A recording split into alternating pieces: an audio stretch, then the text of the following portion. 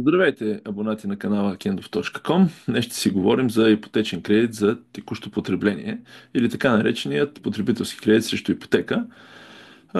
В коментарите отдолу на предходно видео наш абонат помоли да разясне малко повече какво представляват тези кредити и с какво са по-различни от жилищния кредит. Основната разлика е, че единият кредит е целеви, жилищния, там се знае какво се купува с него и банката много внимава парите да не минават през вас, т.е. директно от вашата сметка ги привежда в сметката на продавача.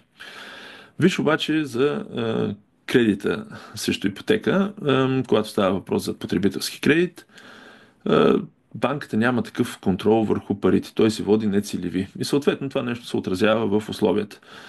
Верно е, че напоследък доста банки се опитват и тук да въведат някаква цел. Било то за ремонт, да им декларираш, след това с някаква фактура да го оправдаеш.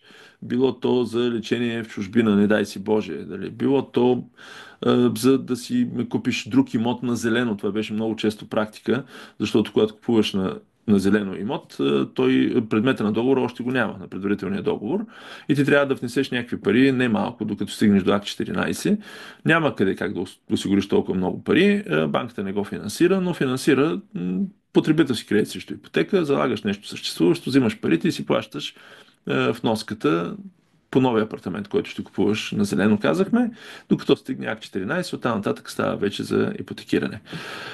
Да, банката не обича много да ви дава пари, да харчите вие както си решите, но този кредит, това е целта му. Естествено, самата банка не е много щастлива и се защитава, както казахме, през условията.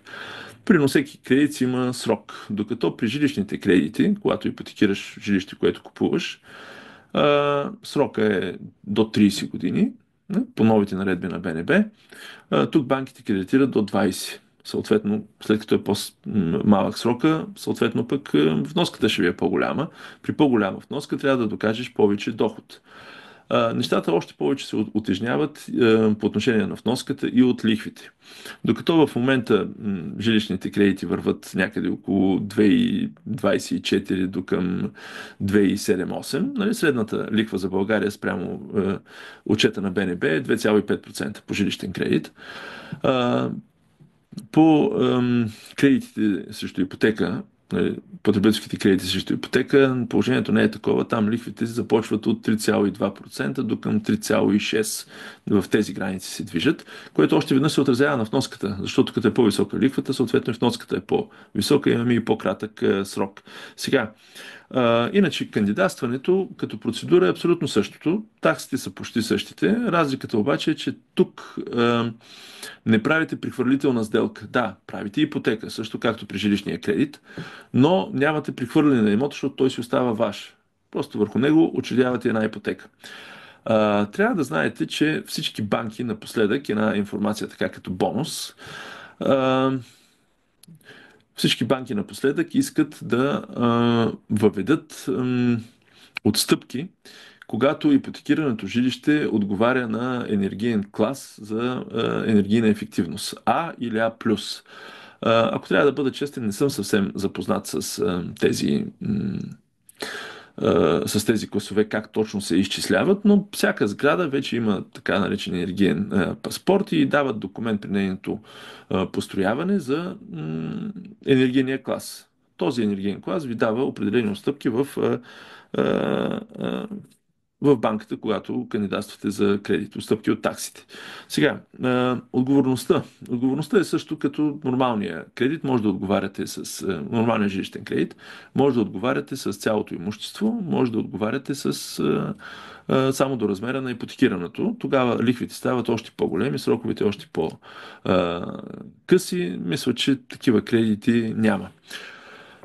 От енергиен клас на сгради може и да не разбираме, но разбираме доста от кредитиране. Затова призовавам, ако някой от вас има въпроси, откъде и как да изтегли кредит, на сайта kendov.com можете да намерите секцията на съвет преди кредит. Защо казвам преди кредит? Защото е добре да отидете в банката информирани. Информираният клиент получава винаги по-добри условия. Заявявате среща и ние се свързваме с вас. Ако това видео ви е харесало, можете да се запишете и да се абонирате в канала и да задавате своите въпроси в коментарите.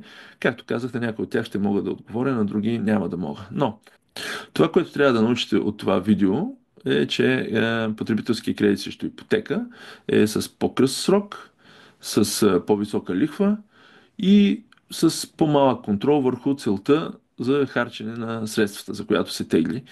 Останалото почти всичко е същото като при жилищните кредити. Ако тази информация ви се е сторила интересна, абонирайте се за канала и задавайте вашите въпроси в коментарите отдолу, на каквото мога ще отговоря. Благодаря ви.